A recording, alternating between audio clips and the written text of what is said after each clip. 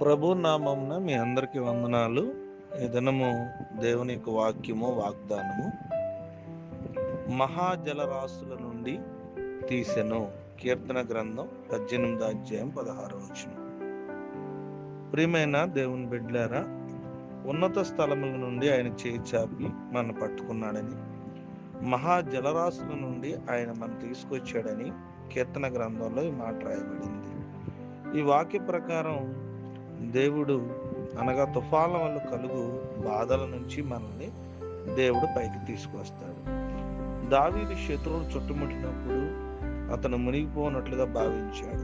అయినప్పటికీ దేవుడు ఆయన అగాధ జలం నుండి బయటకు తీసుకొచ్చాడు. అదేవిధంగా ప్రభువైన యేసుక్రీస్తు వారు గలయలయ ప్రాంతంలో శిష్యులు ఆ ధోనిలో ఉన్నప్పుడు వారిని బయటకు తీసుకొచ్చాడు.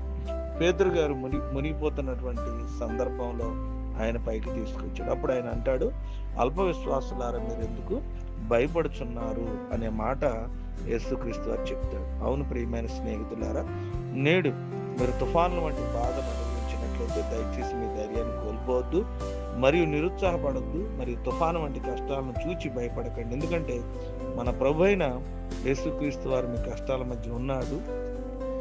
ఆయన మీ చేయి పట్టుకుని అగాధ జలము నుండి మనల్ని బయటికి తీసుకొచ్చి మన కష్టాలన్నీ మన సమస్యలన్నిటిని గద్దించి వాటిని నిమ్మలపరిచి మనల్ని వాగ్దానాల ద్వారా దీవిస్తుంది. కొద్ది మాటలు దేవుడి వాక్యంలో ఫలించి ఆశీర్వదించింది. ఆమేన్.